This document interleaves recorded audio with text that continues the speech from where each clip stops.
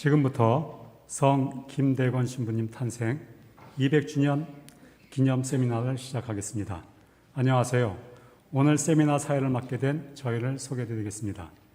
저는 정의평화위원회 부위원장으로 활동하고 있는 박상문 프란치스코입니다.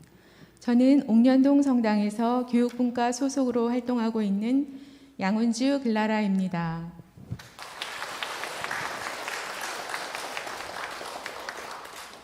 세미나를 시작하기에 앞서서 시작 기도와 인사 말씀을 해주실 분을 앞으로 모시겠습니다.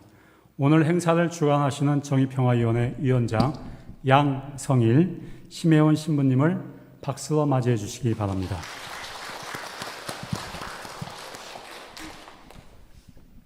안녕하십니까.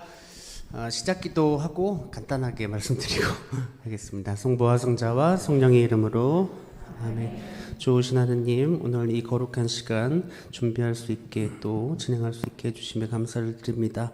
팬데믹이라고 하는 어려운 시기를 맞서 우리는 신앙이란 무엇인가 라고 하는 질문을 스스로 하게 됩니다.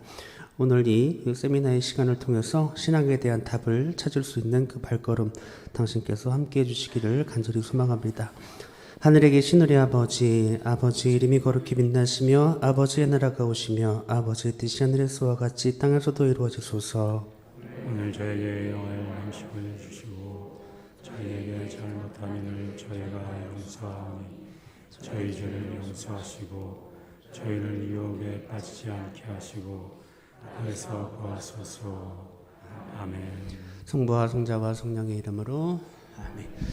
네, 팬데믹이라고 하는 시기를 같이 거치면서 아까도 말씀드렸다시피 신앙이란 무엇인가, 우리가 여태까지 지켜왔던 신앙은 무엇인가라고 하는 질문을 한번 해봤을 것 같아요. 그런데 오늘 이 세미나를 통해서 초기 교회, 우리 조선 초기 교회 공동체는 어떤 마음으로 신앙을 지켜왔고 신앙을 증거해 왔는가, 또 그분들의 삶을 통해서 오늘날 우리는 어떤 삶으로서 신앙을 증거할 수 있는가, 이런 것을 우리가 함께 나눠보기 위해서 이 자리를 마련했습니다. 오늘 거룩한 즐거운 시간, 뜻깊은 시간 되시기를 바라고요. 물론 오늘 이 자리를 진행할 수 있게 또 함께 할 수 있게 도와주신 이경환 신부님과 또 옥년동 신자 여러분들께 진심으로 감사를 드립니다. 감사합니다. 네, 이번 행사를 준비하기 위해서 애써주신 양성일 신부님께 다시 한번 감사드립니다. 감사합니다. 네, 오늘 행사는 교구 정의평화위원회와 옥년동 성당이 공동으로 주최하는 행사입니다. 또한 오늘 세미나는 유튜브로도 실시간으로 함께 진행되고 있음을 알려드립니다. 댓글로 많은 참여 부탁드립니다. 그럼 옥년동 본당 주임 신부님이신 이경환 비호 신부님을 모시고 인사 말씀 듣도록 하겠습니다. 신부님 환영의 박수로 모시겠습니다. 네, 김대건 신부님의 순교와 평등, 조국 사랑의 마음이 여기 함께하는 모든 분들에게 깃들기를 바라면서 인사드립니다. 저는 옥년동 성당 이경환 비호 신부입니다. 먼저 저희 성당을 찾아주신, 또 유튜브를 통해서 이 행사에 함께해 주신, 그리고 행사를 준비하고 함께해 주신 정의평화위원회 관계자 모든 분들께 진심으로 감사의 말씀을 드리겠습니다. 김대건 신부님 탄생 200주년 특별한 기념을 저희는 보내고 있습니다. 또한 김대건 신부님의 유네스코 세계인물로 선정이 되어서 우리만이 아니라 세계적으로 지금 조명을 받고 있는 올해의 특별히 교구 정의평화위원회에서 함께 김대건 신부님의 삶과 신앙이라는 주제로 저희 본당에 제안을 이렇게 해주셔서 주최를 하게 되었습니다. 사실은 저희 본당은 올해 설립 40주년을 맞이했습니다. 그래서 아주 뜻깊은 그런 이 시간에 김대건 신부님 신년 세미나를 개최할 수 있게 되어서 너무나 하느님께 감사의 마음을 드립니다.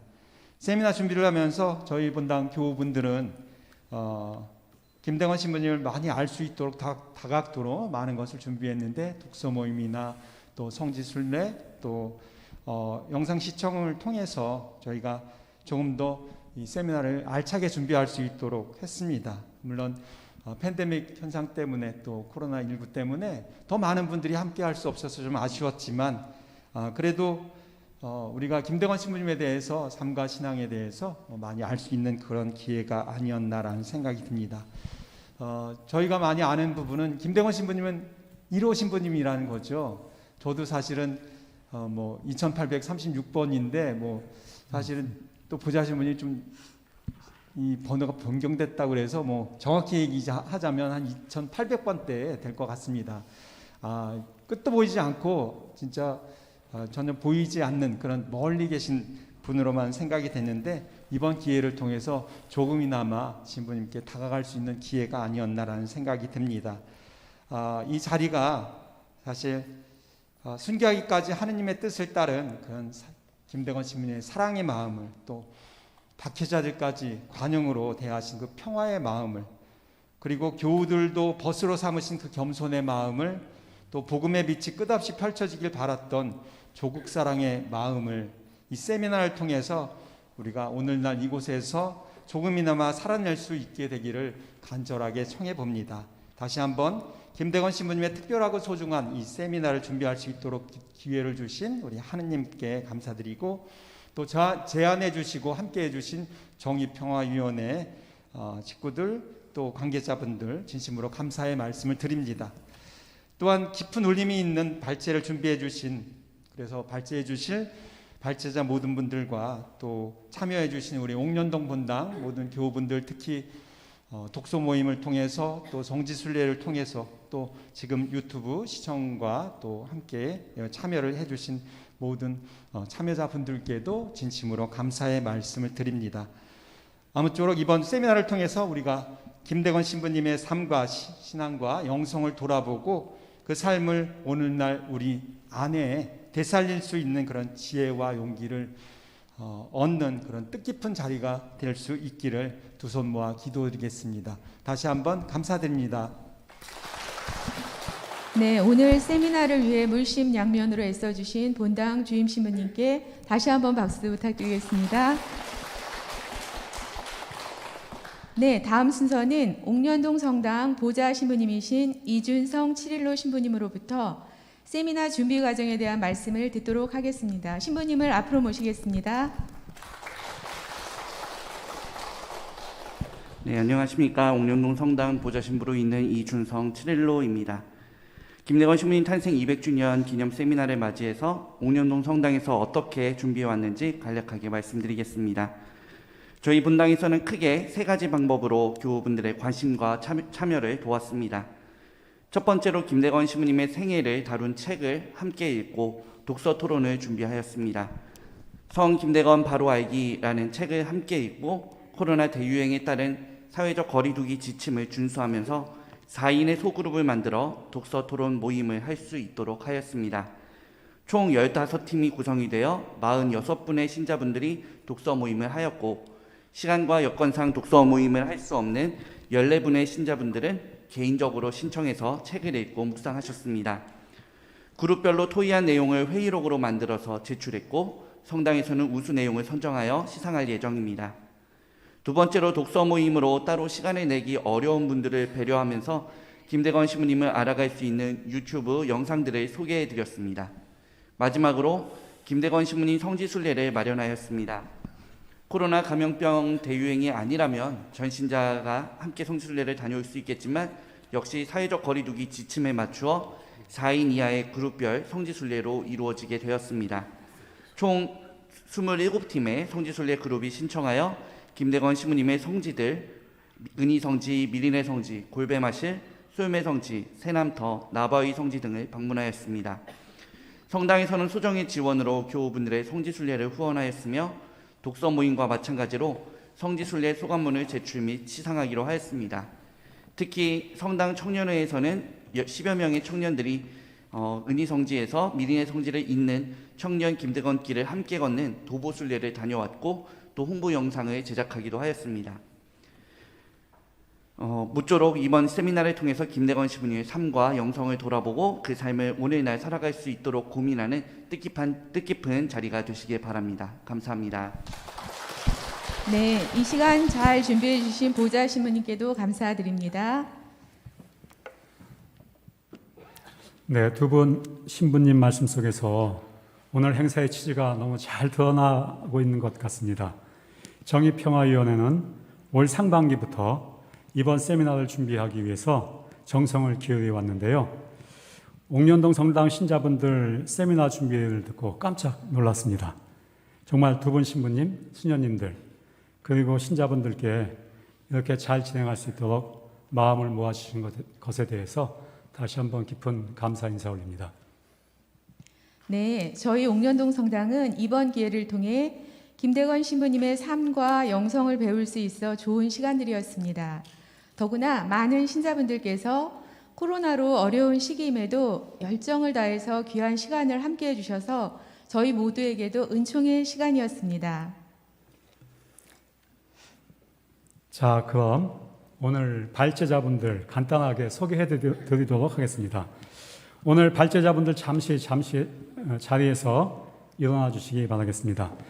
오늘 기조 발제를 맡으신 강석진 신부님, 소주제 2를 준비해 주신 인천교구 김규성 신부님, 소주제 2를 준비해 주신 윤대기 변호사님, 소주제 3을 준비해 주신 양성일 신부님이십니다. 네, 세미나를 시작하기에 앞서 안내 말씀 드리겠습니다. 오늘 세미나는 총 3부로 구성되어 있습니다. 1부에서는 참가자 전원이 성전에서 기조 강연을 듣게 되시고 2부에서는 소주제별로 모임이 진행되오니 사전에 정해진 대로 1주제는 성전에서, 2주제는 마리아홀에서, 3주제는 아가페홀로 이동하시면 되겠습니다. 소주제별 발표와 토론이 마무리되면 3부에서는 다시 전 참가자가 성전에 모여 소주제별로 나누셨던 내용을 함께 공유하고 마침 기도로 마무리하는 시간 갖도록 하겠습니다. 각 진행마다 이동 시간과 휴식 시간을 공지해 드리니 참고하시면 되겠습니다. 자, 시간 관계상 사전 세레머니는 여기까지만 하고요. 본격적으로 주제 발표자를 소개해 드리고 주제 발표자의 발표를 듣도록 하겠습니다. 이제 강석진 신부님을 모시고 김대건에 대한 기억 그리고 6개의 시선이라는 주제로 말씀을 듣도록 하겠습니다. 강석진 신부님은 한국 순교복자 성직 수도의 소속이시고 심원공소와 개감 순교 성지를 담당하고 계십니다. 큰 박수로 모시겠습니다.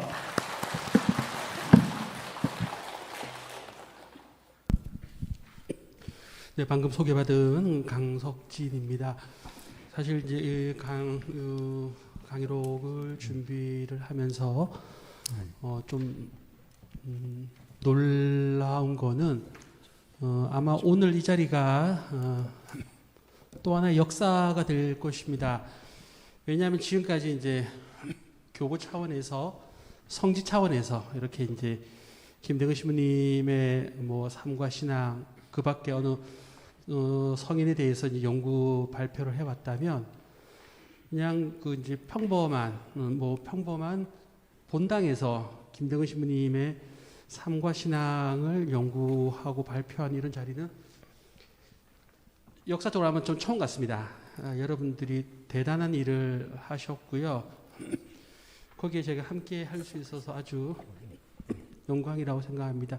마스크를 벗어도 된다라고 얘기 저는 좀 신부님 잠깐만 하나만 더 공지할게요. 그 사이에 오늘 그 강석진 신부님은 멀리 고창에서 내려오셔서 발제 후에 곧바로 돌아가셔야 하는 상황입니다. 그래서 이 기조 발제에 대해서 질의하실 분이 계시면 미리 사전 질문지를 이용해서 질문서를 제출해 주시면 이따가 저희가 같이 그 내용을 공유하도록 하겠습니다. 유튜브에 참여하시는 분들도 실시간 댓글로 참여하실 수 있습니다. 다시 한번 신부님의 발제로 다시 돌아가도록 하겠습니다. 시작해 주십시오. 네, 제가 오늘 발표 끝나고 바로 내려가야 될 이유는 지금 네, 개갑성지에서 지금 외양간 경당을 짓고 나서 이제 지금 저희 수도원과 순례자 쉼터를 짓고 있는데 지금 열심히 공사를 하고 있고요. 저는 이제 굴비를 팔고 있습니다. 그래서 본당 주임님께 이제 제가 굴립한다라고 얘기를 말씀드렸더니 우리 신자분들이 오늘 발표하는 거 잘 들어보고 발표 내용이 좋으면 알아서 사줄 거다라고 얘기를 해서 아무튼 제가 고창 내려가서 성지에 있으면서 주문이 들어오면 발표를 잘 한 거고 주문이 안 들어오면 그냥 땡 처리된 걸로 이렇게 알겠습니다. 아유, 감사합니다. 그리고 사실 이제 제가 그 6개 시선이라고 작업은 했었는데, 전 개인적으로 그 순교자들, 순교 영성, 순교자 신심을 연구를 하면서 제일 관심이 컸던 것은 그 순교자가 그렇게 순교를 할 수 있었던 그 동인이 무엇인지를 찾아보는 게 참 큰 관심거리였습니다. 어떻게 죽음 앞에서까지, 죽음을 앞두고까지 그렇게 자연스럽게 죽을 수 있었을까?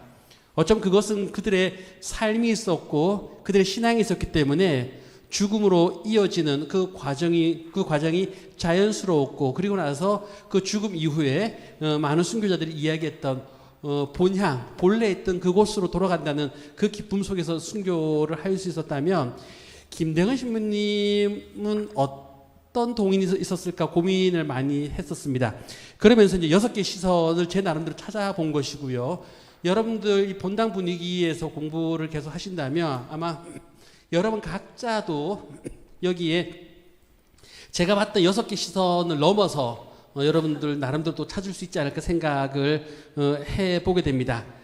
그래서 이제 제가 한번 그 발표 내용을 여러분들과 함께 이제 읽으면서 진행해 보도록 하겠습니다. 근데 한 가지 참고로 이제 그 두 번째 시선, 스승 메스트러 신부의 시선에 대해서는 제가 지난 9월 달에 그 나바이 성지 톡 콘서트에 제가 함께 이제 동행을 하면서 거기서 제가 이제 김대건 신부님과 이제 메스트르 신부님과의 관계에 대해서 제가 이제 발표 아닌 얘기한 것인데 아마 그게 여러분들의 도움이 됐으면 하는 생각합니다.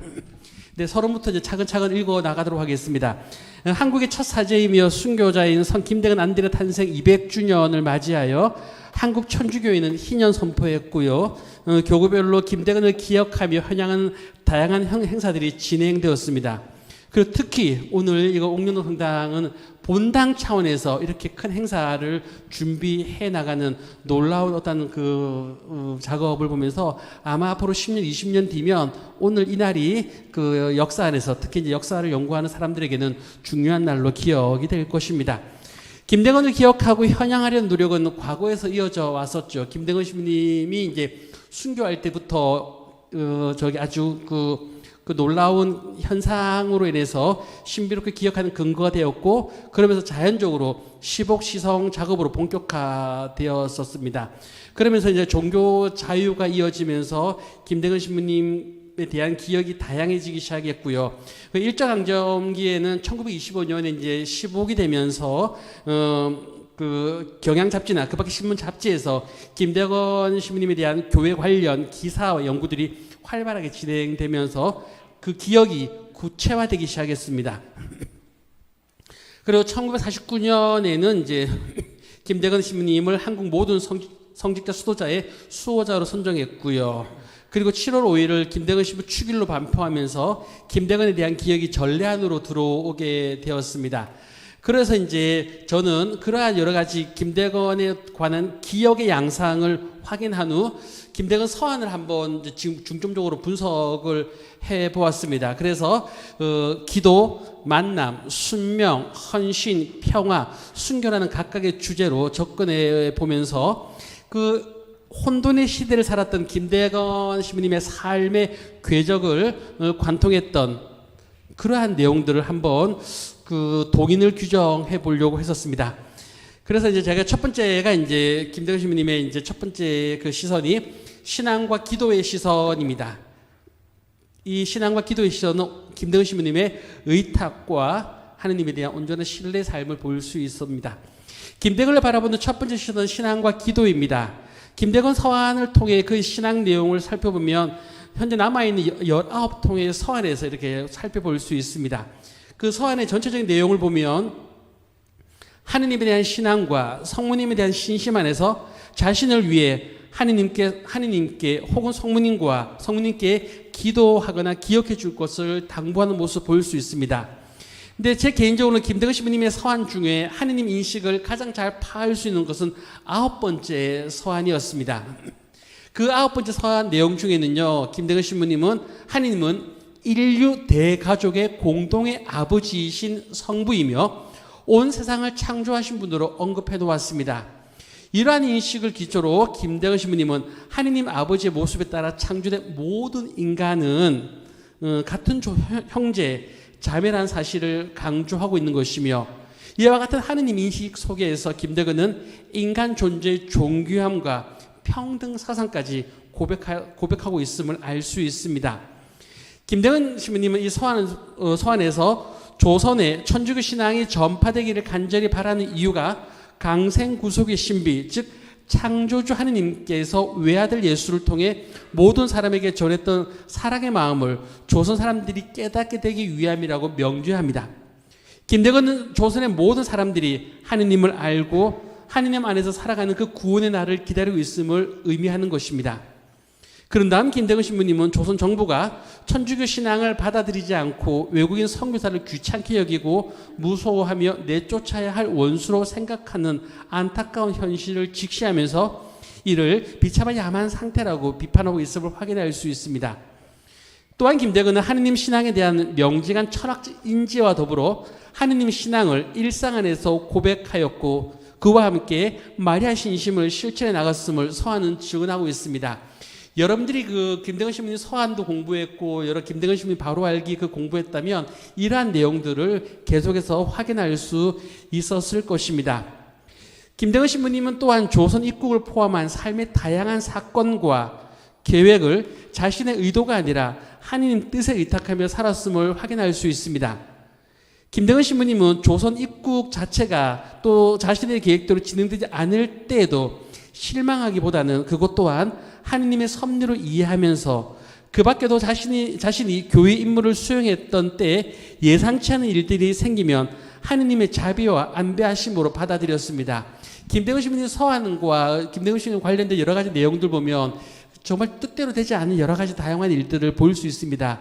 그럼에도 불구하고 어떤 일들이 잘 될 때에도 하느님께 감사했지만 자신의 뜻대로 되지 않을 때에도 이 모든 것에 대한 그 모든 것이 하느님의 안배하심이라고 온전히 의탁했던 그런 모습은 아주 감동적으로 읽을 수 있었습니다.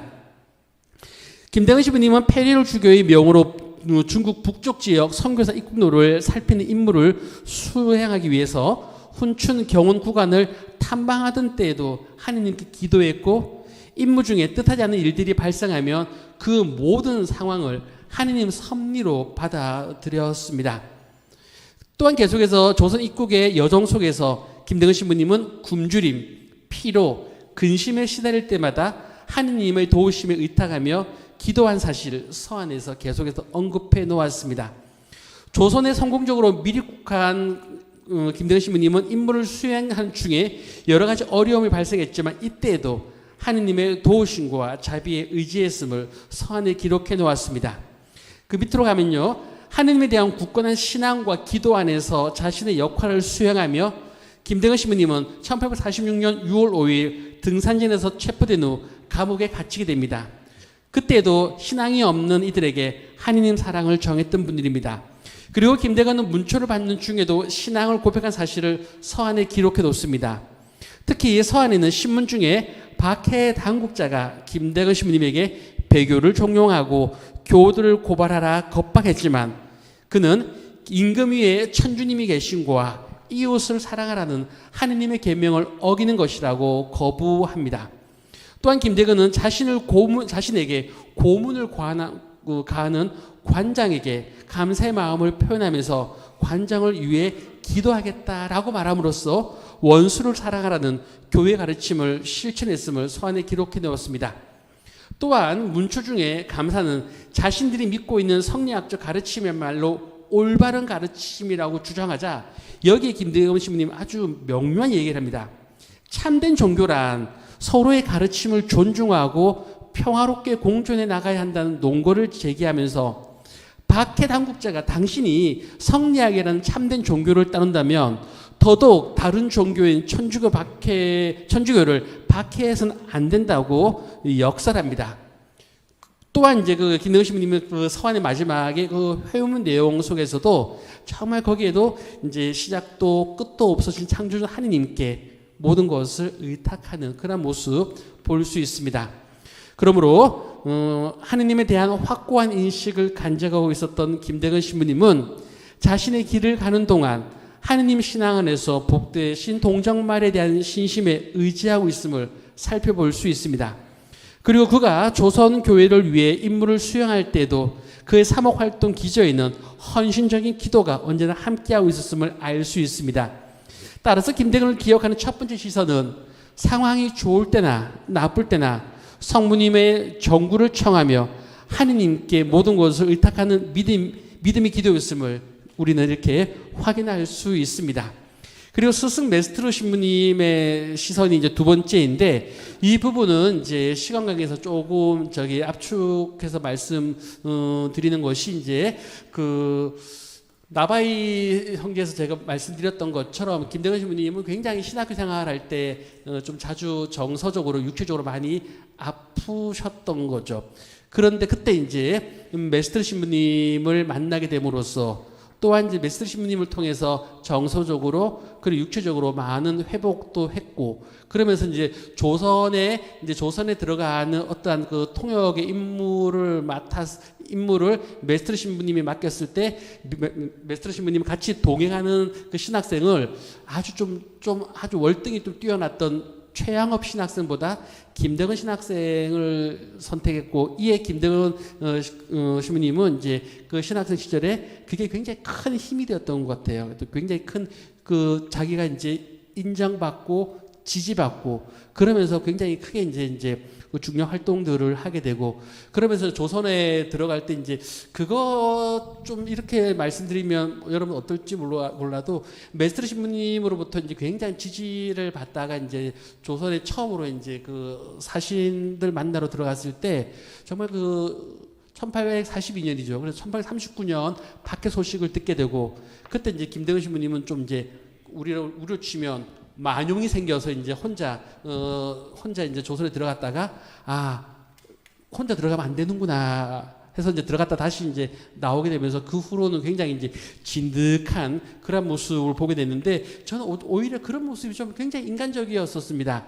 그렇게 이제 정말 자신을 믿어주는 그 신부님 앞에서 뭔가 정말 이제 그 자신의 그러한 할 수 있는 그런 모습들을 해내고 싶었던 그 모습도 인간적이었고 또 그래서 들어갔다가 그게 함부로 될 수 있는 게 아니구나 싶어서 다시 나올 때의 그러한 실패 감정도 그랬지만은 그런 모든 것들 통해서 김대건 신부님이 이제 또 한편으로 성장할 수 있는 그런 계기가 되지 않았을까 생각을 해보게 됩니다. 그래서 이 부분은 이렇게 생각해 볼 수 있습니다. 김대건이 유학생으로 그리고 신학생으로 사는 동안 스승 메스트로 신부님을 만나 그의 삶에 중요하고 의미 있는 변곡점을 만들고 있음을 우리는 살펴볼 수 있었습니다. 이 만남에서 김대건은 자신의 인간적인 약점과 육체적인 어려움을 극복할 수 있었고 스승의 모범에 따라 훌륭한 청년으로 성장하고 사제직을 향한 자신의 꿈을 이룰 수 있었습니다.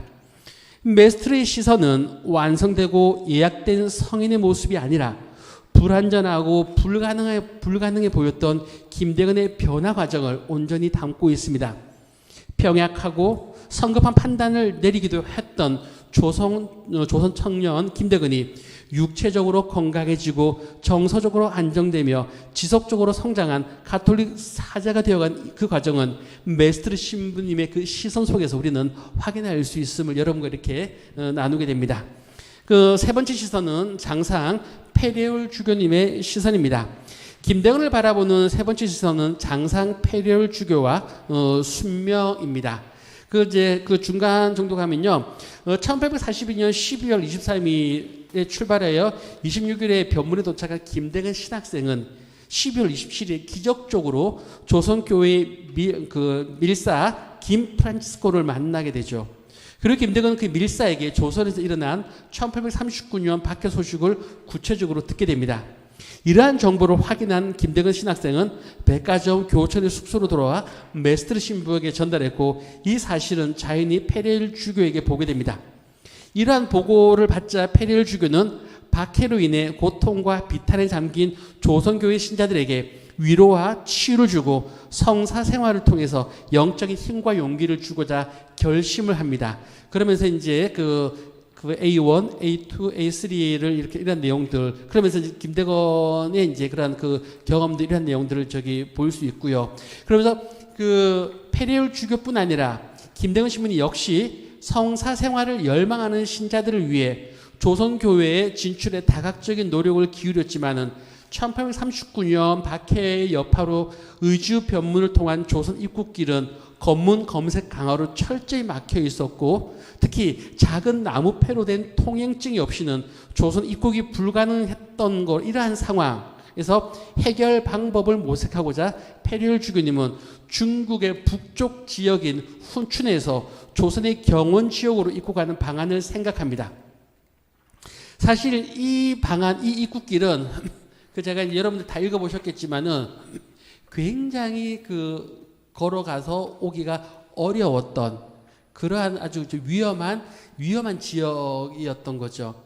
바로 이 위험한 지역 입국길을 모색에 이제 김대건 신학생을 선발했는데 이 위험한 입국길에도 김대건 신학생은 굳건히 예하고 순명하면서 그 입국길을 가게 된 그러한 내용도 우리는 확인해 볼 수 있습니다.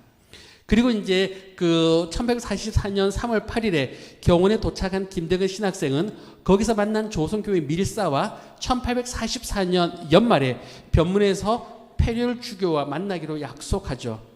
그래서 이제 1844년 12월에 페리올 주교와 김대건 신학생이 이제 그 부재로 서품 받았죠. 그래서 이제 그 변문에 갔는데 아직까지 서양인 외국인이 들어오기 어렵다라고 얘기를 하자 이제 그 페리올 주교님은 김대건 부재라도 이제 입국시켜라라고 하죠. 그래서 김대건 부재는 이제 그 주교님의 뜻에 따라 이제 조선에 입국하자마자 이제 그 상황이 이제 안정될 때 좀 그 배를 가지고 상해로 와서 이제 선교사를 태우고 들어가는 그러한 방안을 모색하게 되죠. 조선으로 미입국한 김대건 부재는 신학생을 모집하여 가르치기도 했고요. 1839년 조선 순교사와 순교자들에 관한 보고서를 작성하면서 페레올 주교의 뜻에 따라 해로로 선교사를 입국시키는 준비를 진행합니다. 그래서 1845년 4월 30일 김대건 부재는 배 한 척을 구입한 후 바닷길로 선교사 영입을 위해 현성문을 비롯하여 11명의 조선인 신자들을 모집한 후 제물포를 출발하여 5월 28일 오송을 경유하여 6월 4일에 상해에 도착합니다. 그 후 김대건 부재는 1845년 8월 17일에 사제로 서품 받은 후 페리올 주교와 다빌리 신부님 그리고 김대건 신부님은 11명의 조선인 신자들과 함께 1845년 10월 12일에 조선에 입국하게 됩니다. 그러면서 이제 김대건 이제 그 신부님은 이제 페리올 주교님의 뜻에 따라 또 이제 온전히 순명의 삶을 했던 거죠. 그리고 나서 페리올 주교님은 김대건 신부님에게 서해 바닷길을 통해 선교사 입국로를 개척하라는 지시를 받습니다. 이에 장상의 뜻에 순명한 김대건 신부님은 조선인 교도과 함께 1846년 5월 14일에 마포를 출발하여 임무를 수행하다가 6월 5일 순위도 등산진에서 관원에게 체포되어 9월 16일 사남터에서 순교를 하게 됩니다. 김대건은 신학생 시절에서부터 사제가 된 후에도 장상인 페리올 주교가 조선 입국을 원했고 고통 중에 있는 조선의 신자들에게 영적인 힘과 용기를 주려는 그 마음을 알고 있었기에 그 뜻에 온전히 부합하고자 언제나 순명의 삶을 살았음을 살펴볼 수 있었습니다. 이러한 순명의 삶은 김대건 신부가 죽음 앞에서도 장상의 뜻을 수행하려고 노력했음을 그의 서한을 통해서 파악할 수 있습니다. 김대건 신부는 기도 안에서 하느님의 뜻을 찾았고 장상을 통해서 그 뜻이 실현될 수 있음을 확신했기에 그는 언제나 순명의 삶을 살아갈 수 있음을 확인할 수 있었습니다. 이상으로 김대건은 신학생 시절부터 사제가 될 때까지 조선 제3대 교구장인 패륜 중교의 지시와 뜻에 따라 순명의 정신을 실천하며 살았고 순명 안에서 자신에게 부여된 임무를 충실히 수행하였음을 살펴볼 수 있었습니다. 그리고 김대건은 때론 어렵고 힘든 사명에 직면했을 때에도 순명을 통해서 도전 정신과 용기를 내어 그 일들을 성사시켰음을 우리는 주목할 수 있습니다. 이를 통해 김대건을 움직이는 동력이 무엇이었는지는 장상의 시선에서 확인될 수 있겠습니다. 장상의 시선은 김대건 신부가 누구인지를 확인하는 그 세 번째 시선이 됩니다. 네 번째입니다. 조선 교우들의 시선입니다. 사실 김대건 신부님의 서한에는요, 김대건 신부님을 조선 교우들이 얼마나 그렇게 잘 배려하고 또한 조선은 김대건 신부님이 이제 좋은 사제가 될 수 있도록 굉장히 헌신했던 모습들 그 서한에서 생생히 엿볼 수 있었습니다.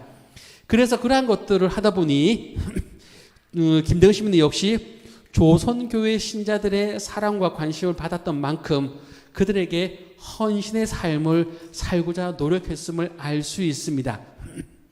특히 이제 김대건 신부님은 이제 부재 서풍을 받고 조선에 입국한 후에도 정말 이제 행여나 신자들에게 해가 될까봐 자신이 입국했던 사실을 어느 누구에도 알리지 않도록 했고, 심지어 자신 때문에 이제 정말 거의 행여자와 가까운 삶을 살고 있는 어머니에게까지 알리지 않음으로써 조선 교우들에게 뭔가 정말 해가 가는 것을 굉장히 걱정했었고요.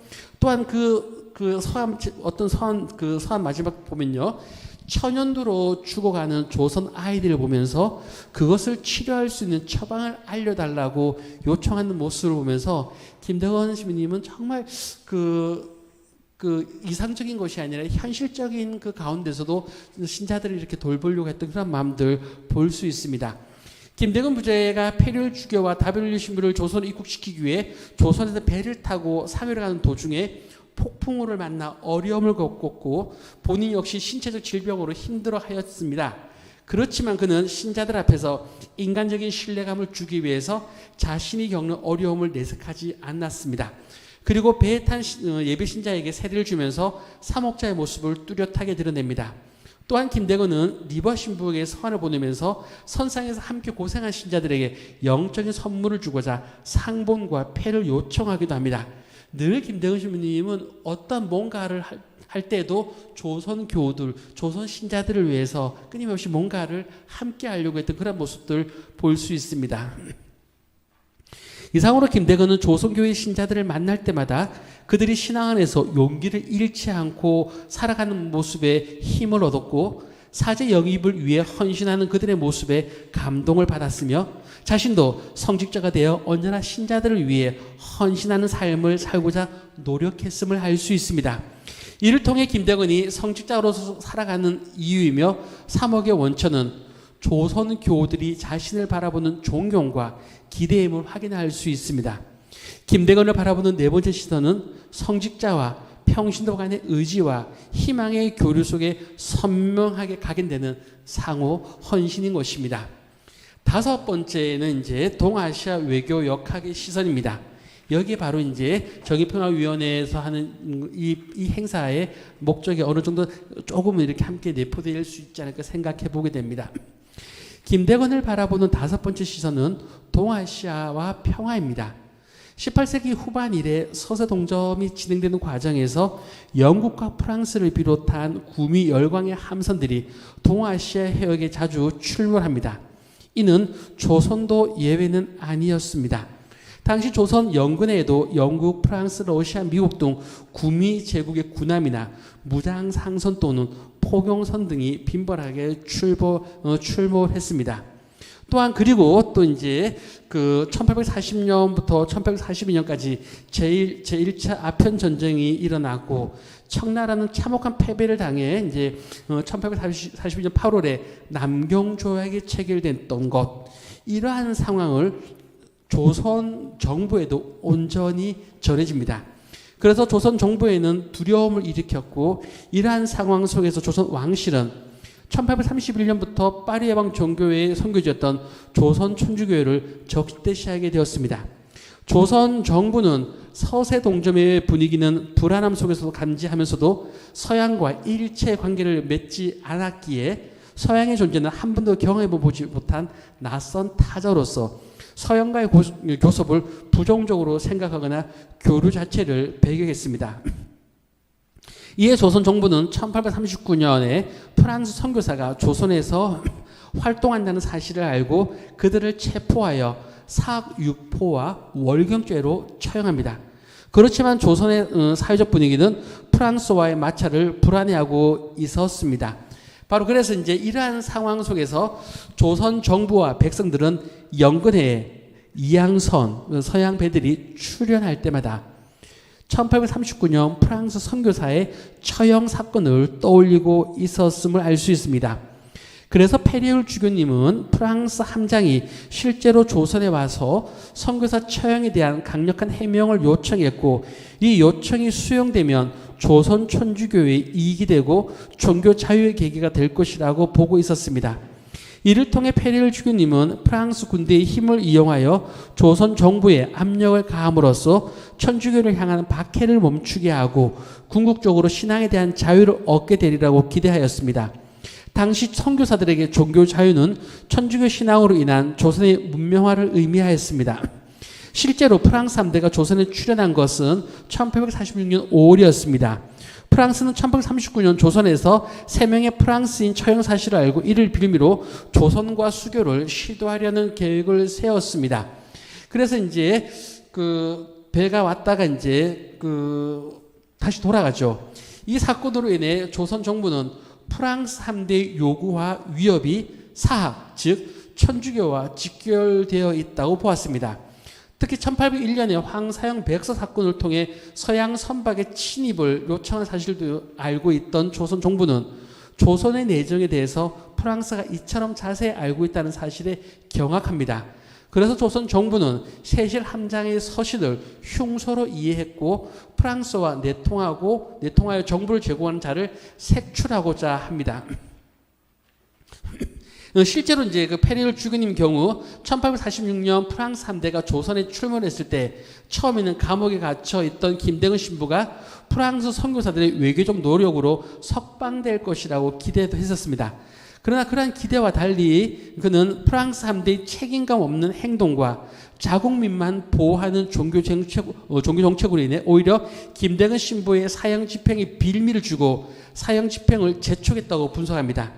이를 통해 페리올 주교는 프랑스 국적의 선교사만 보호하고 조선인을 보호하지 않는 프랑스 함대의 출몰은 조선 천주교에 더 큰 피해를 주게 되리라며 강한 불만을 토로합니다.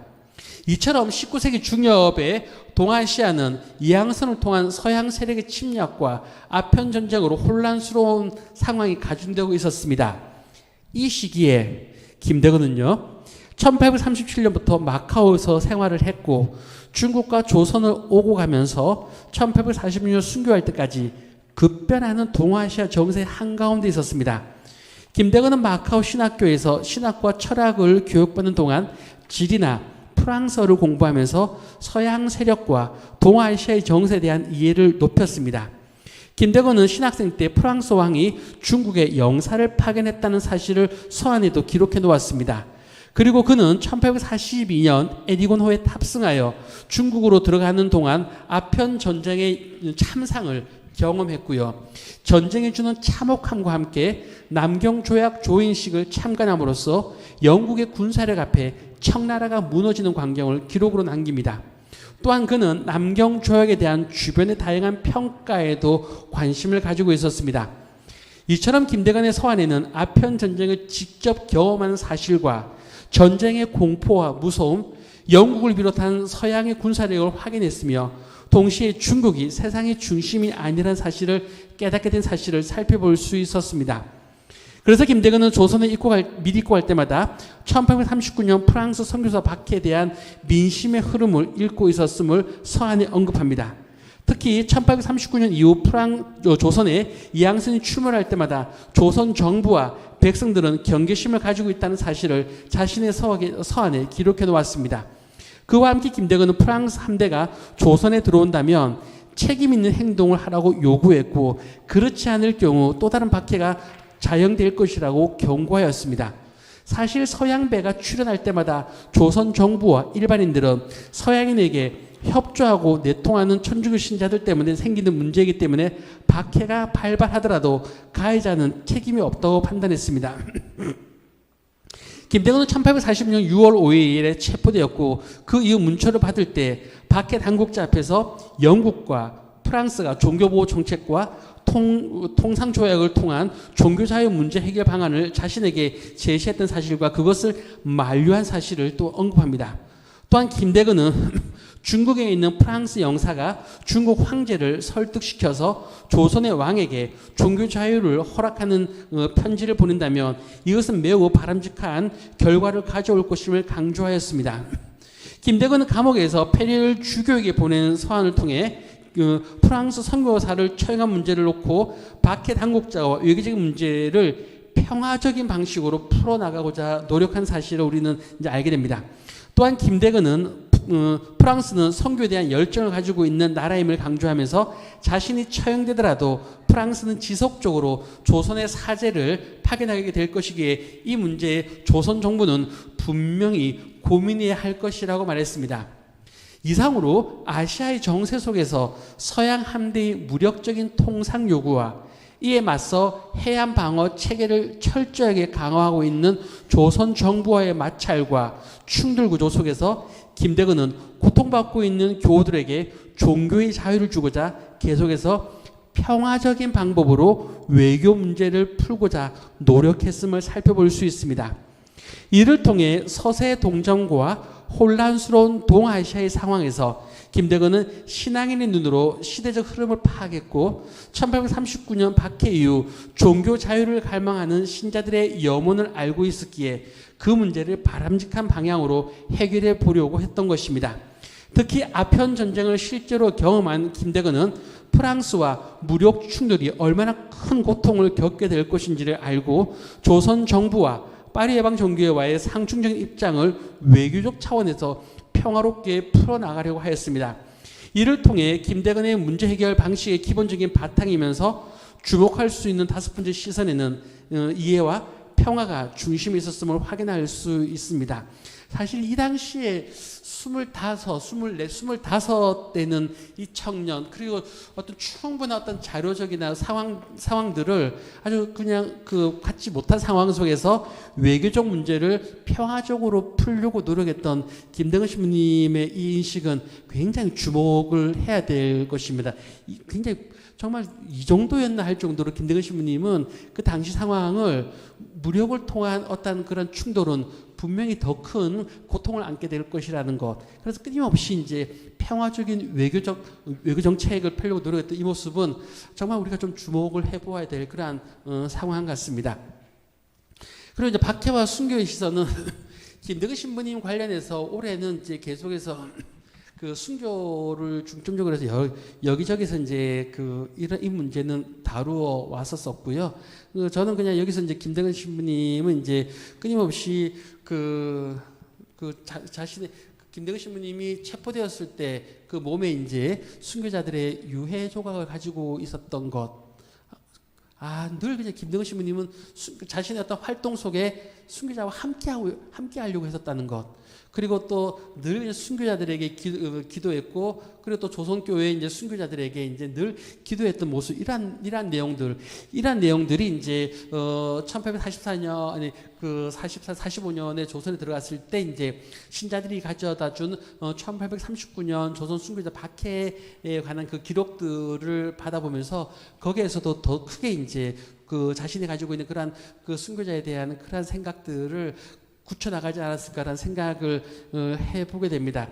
이 문제는 아마 여러분들이 제가 이제 그 자료에서 충분히 한번 읽어보시면 이런 내용이구나 알 수 있을 것 같습니다. 그래서 마지막으로 차근차근 제가 결론으로 이제 여러분들에게 이렇게 읽어보도록 하겠습니다. 김대건은 신학생으로 선발되어 마카오 신학교를 찾아가는 그 길에서부터 마지막 순교의 시간을 향한 그 길까지 수없이 많은 길을 걸었습니다.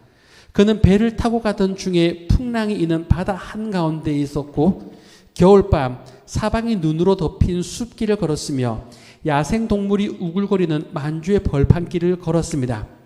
김대건 자신에게 주어진 길이었습니다. 그는 이 길들을 걷는 동안 언제나 하느님 섭리 안에서 기도로 의탁했고 성모님께 간구하는 삶을 살았습니다. 신학생의 길을 가는 동안에 그는 인간적이며 육체적인 어려움을 겪었지만 스승의 가르침을 충실히 따름으로써 궁극적으로 좋은 청년으로 성장할 수 있었습니다. 그리고 그는 언제나 장상의 뜻에 순명으로 응답했고 이를 통해 자신의 역할을 충실히 수행하는 성실함을 겸비할 수 있었습니다.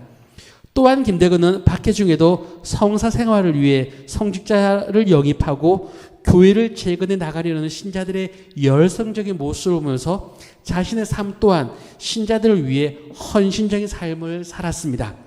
급변하는 동아시아의 혼란스러운 정세에서 평화적인 방법으로 종교 자유의 길을 모색했었습니다. 이어서 가족 안에서 순교자가 있었다는 사실에 개인적으로 자부심을 가졌고 동시에 순교한 이들의 삶을 접하면서 본인도 순교에 대한 열망을 불태우며 마침내 순교자의 길을 걸어갈 수 있었습니다. 언제나 자신의 소명에 부응했고 예수 그리스도를 닮으려는 신앙인의 삶을 살던 김대건은 체포되어 박해 당국자에 끌려가면서도 신앙을 증거했고 결국 기꺼이 순교의 길을 선택하였습니다. 결론적으로 김대건을 바라보는 김대건이 바라보는 6개의 시선은 종교 박해의 한가운데 있던 동료 신자들에게 신앙의 모범이 되었고 그들이 자신의 신앙을 충실히 지키며 살아가게 하는 힘과 용기가 되었습니다. 그래서 김대건을 통해 알 수 있는 6개의 시선은 나는 길이요 진리요 생명이라 말씀하신 예수 그리스도의 삶을 따라갈 수 있게 하는 동인이었고 동시에 예수 그리스도가 바라보는 시선이 됩니다. 이러한 6개의 시선은 한마디로 사랑의 삶으로 귀결된다고 봅니다. 김대건은 신학생 시절뿐 아니라 부재와 사제의 길을 가는 동안 6개의 시선으로 하느님을 온 마음을 다해 사랑했고 하느님을 사랑하는 만큼 장상과 스승 그리고 조선 신자들을 자신의 몸처럼 사랑할 수 있었습니다.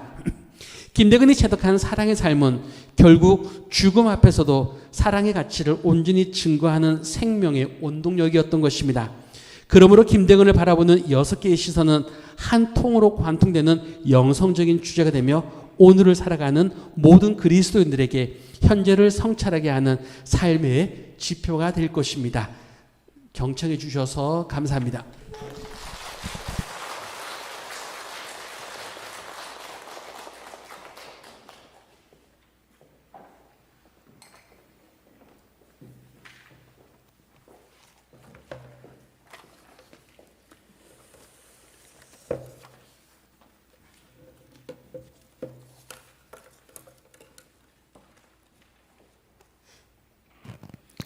제가 그 지역사회에서 토론회를 하면 사회를 많이 보는데요. 오늘 신부님처럼 정확하게 시간을 딱 맞춰주는 이런 케이스는 처음 봅니다. 정말 대단하십니다. 네. 자, 그 사전 질의 혹시 받아 놓으신 것 있나요? 예, 없는 것 같고요. 제가 유튜브로도 확인을 좀 했는데요. 사전 질의나 질의응답을 요구하는 내용이 없습니다. 그래서 오늘 신부님의 발제 잘 들으셨죠? 예, 그동안 공부 많이 하신 것으로 알고 있고요. 저도 공부를 했는데요. 명쾌하게 귀에 쏙쏙 들어오게 정말 잘 해주신 우리 기조발전을 위해서 먼 길 오셔서 저희들에게 아주 유익한 신앙생활에 도움에 길잡이를 해주신 신부님께 큰 박수 감사 인사드리겠습니다.